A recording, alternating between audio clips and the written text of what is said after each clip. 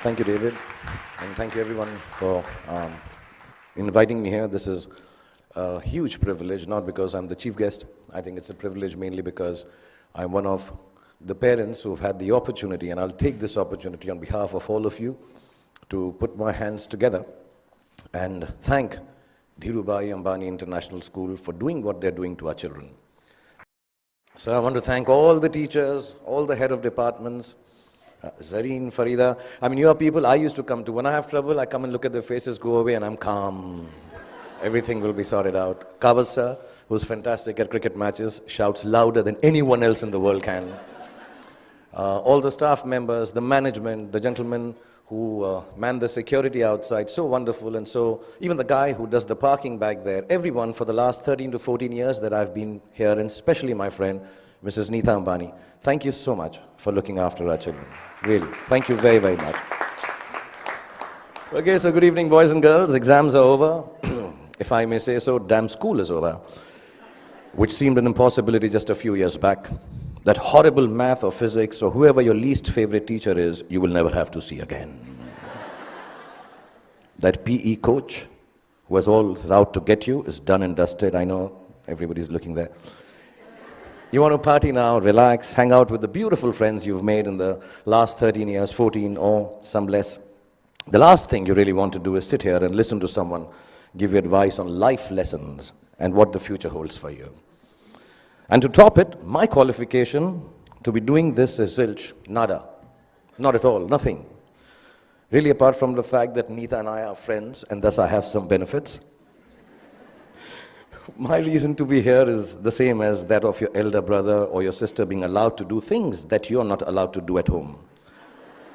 I'm like them, older, that's all.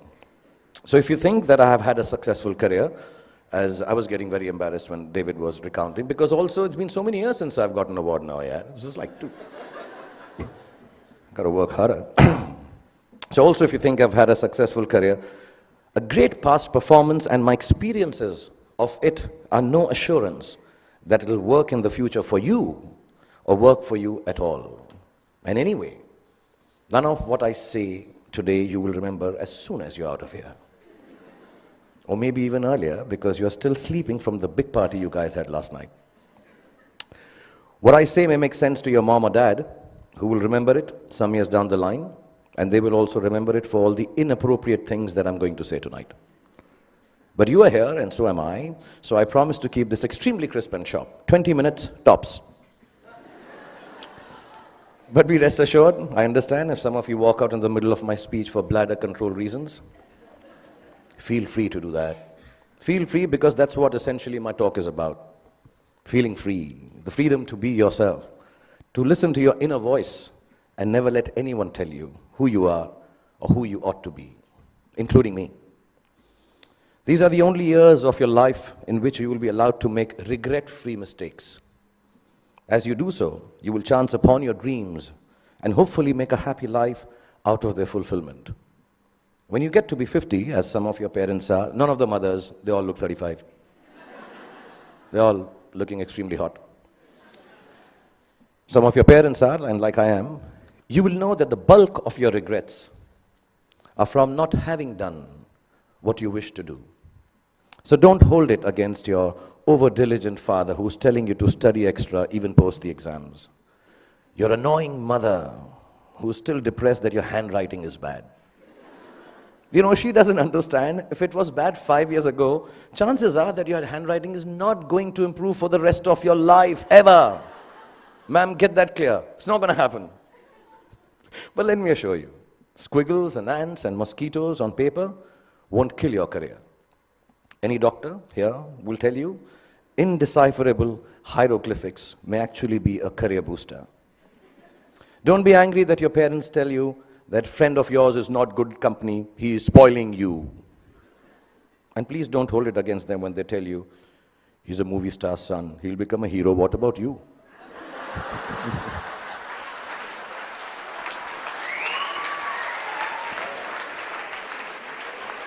I mean, let me assure you, movie stars, sons and daughters also have to work.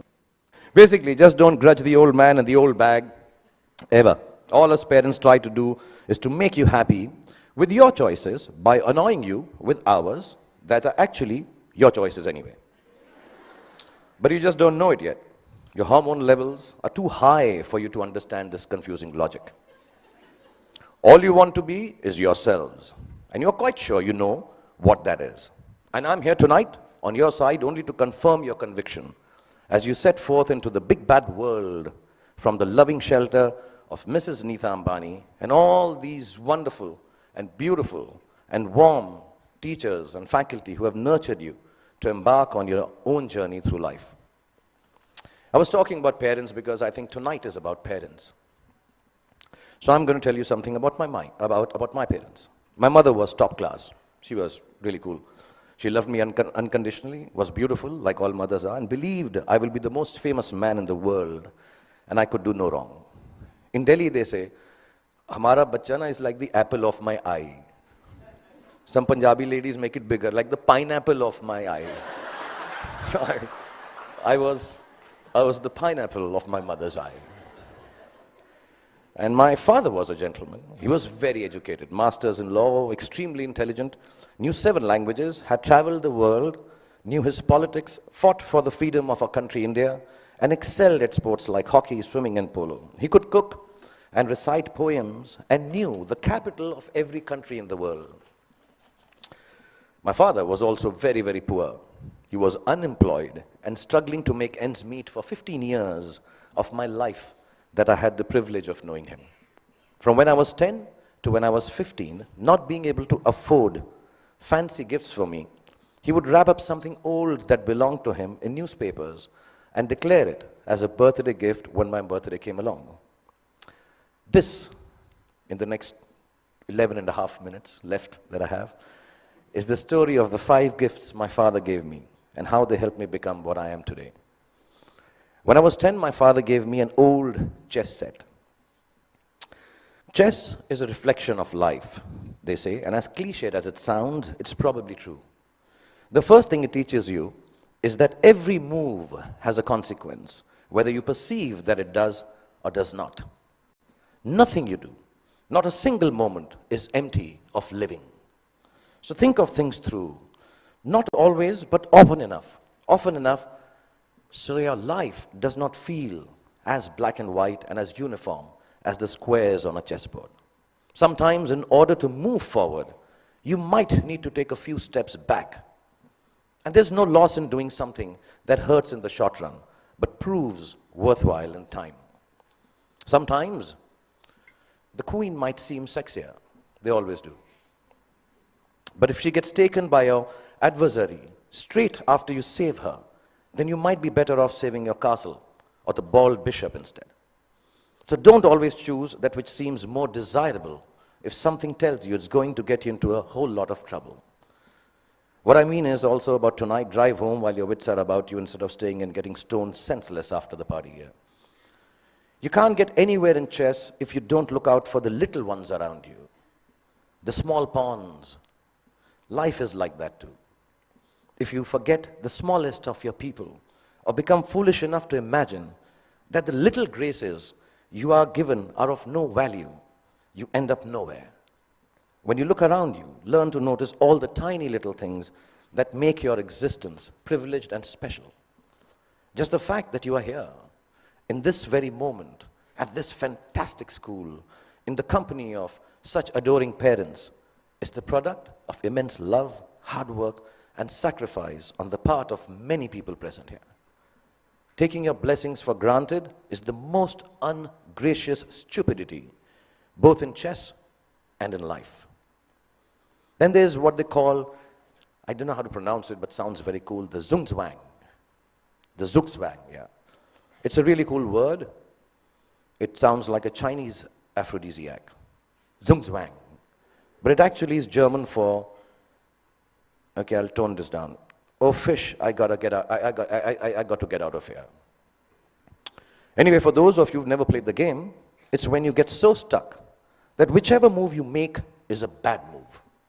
It'll happen to each and every one of you at some point in your lives for sure. A moment will come when it will look like there isn't anything going right and nothing you can do to prevent disaster. Ask me, I just finished Dilwale, followed it up with Fan. So, when you are in Zugzwang, kids, don't panic. Whenever there is trouble and you know there is no way out of disaster, don't panic. With a little embarrassment, you will survive it. Trust me. All you have to do is make a move. All you have to do is move on a bit.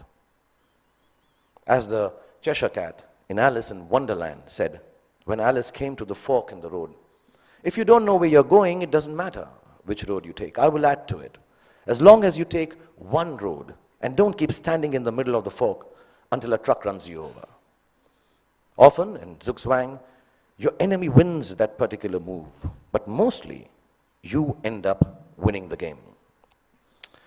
There were no computers when I was a kid, nor were there iPhones for us to Google pornography on, while our parents were busy checking their selfie likes on Instagram. One of the most precious gifts my father gave me was an Italian typewriter.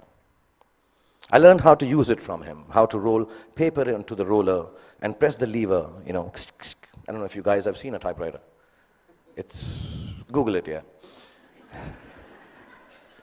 Yeah, the clicking sound of the letters as I pressed them with my fingers, forming words on blank pages, fascinated me.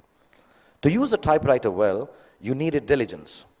One wrong letter, and the whole exercise had to be started all over again.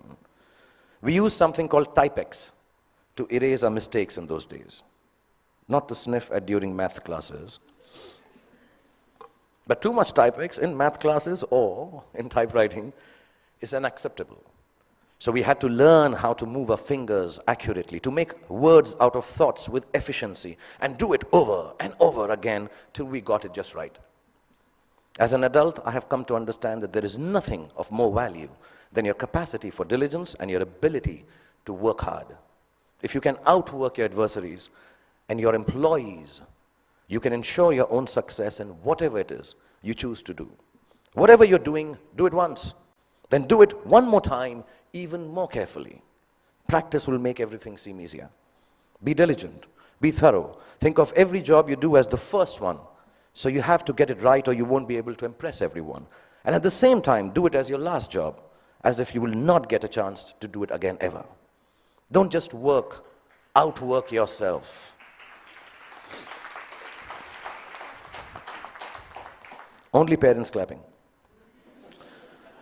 In fact, you can outwork yourself. If you can outwork yourself, then pretty much nothing can prevent you from gloating. Then my father gave me a camera. And the most beautiful thing about it was that it did not work. We all have those Leica ones, old ones, which don't work, look really cool. I learned that things don't always have to be functional to fulfill a need. That sometimes when things are broken, the greatest creativity emanates from their fragments. I found myself looking at my world magically through the unusable lens, and the fact that there was never any actual photograph to see taught me my most important lesson yet. That creativity is a process of the soul. It does not need an outcome or a product for the world to accept. It needs only the truth of its own expression. It comes from within and makes of your world whatever you wish it to make. So don't be afraid of your own creativity. Honor it. It doesn't always have to be seen or approved by those around you.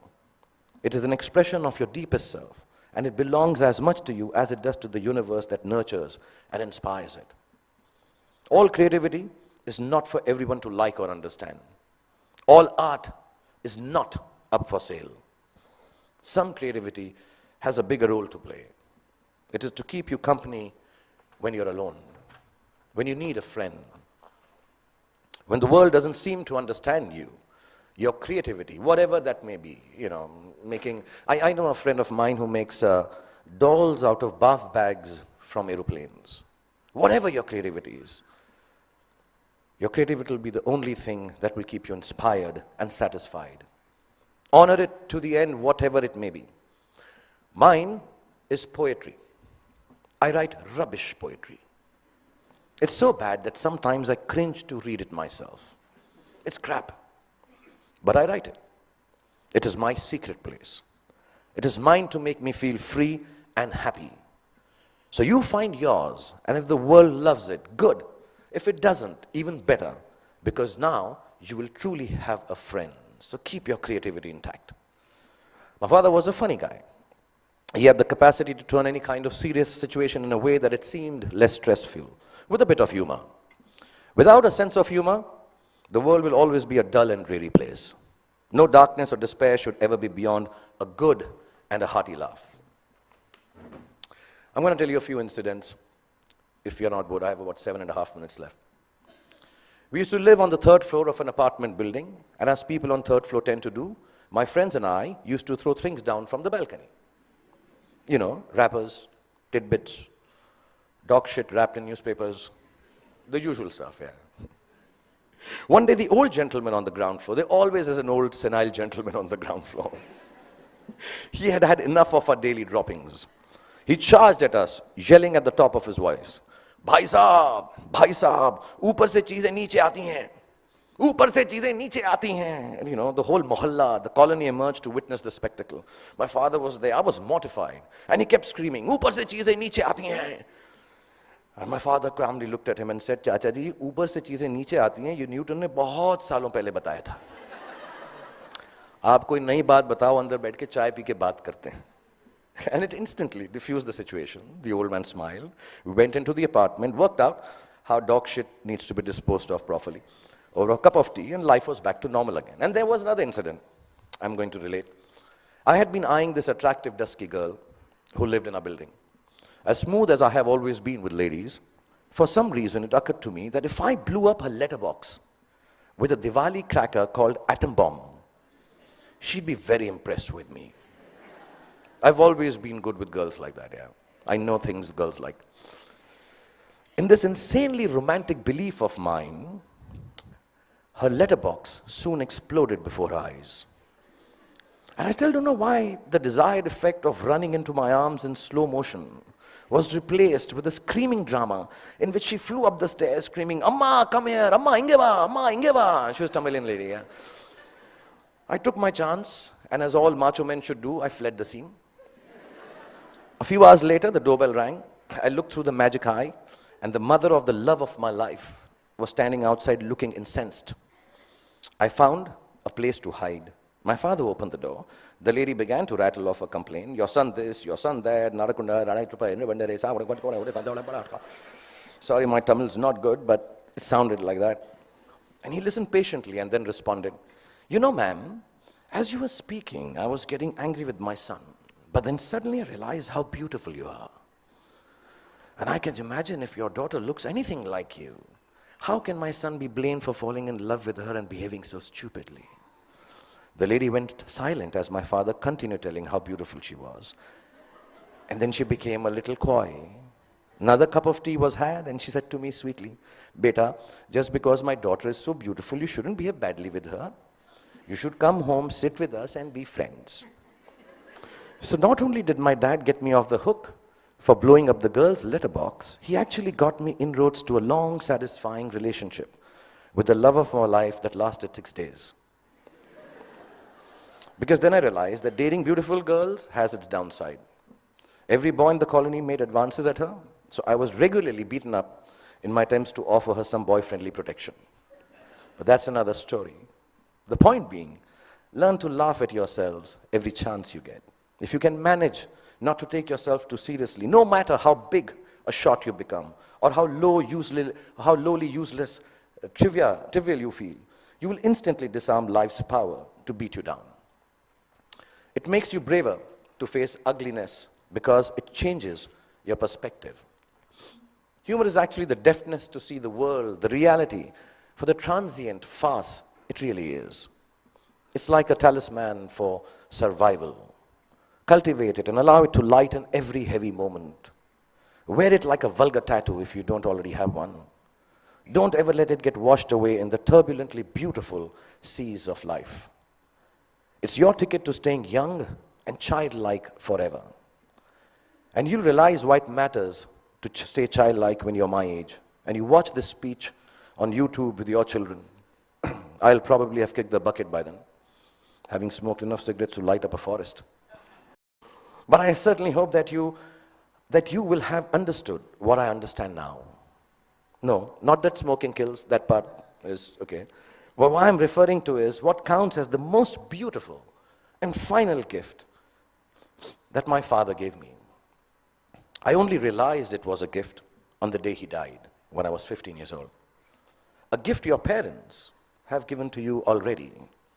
Yes, the singularly most exquisite gift you and I have been given is the gift of life itself. There is nothing that marks a man or a woman out from the ordinary more perfectly than grace. Grace is the consciousness that life is bigger than we are, and therefore our gratitude for it must match its vastness.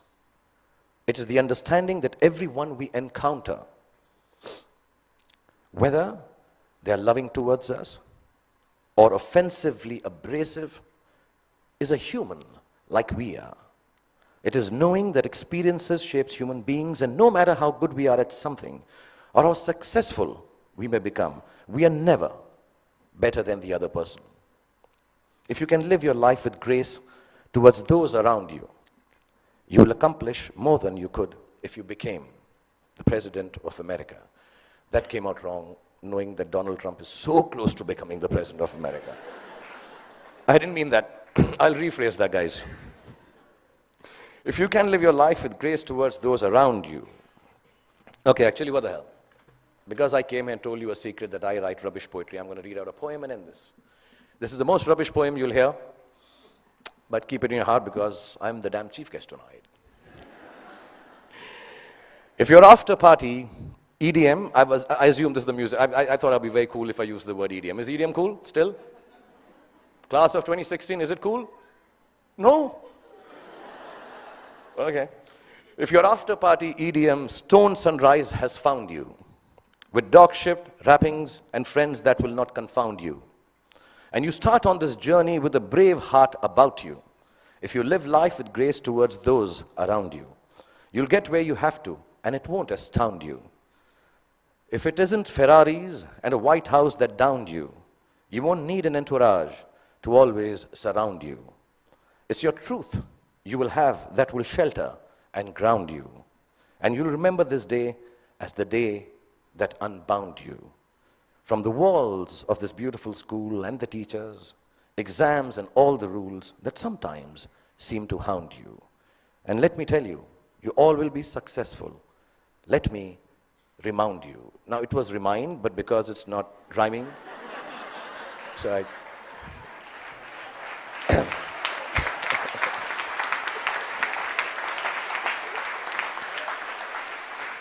So boys and girls, go forth, be free, have fun, make wrong choices, make mistakes.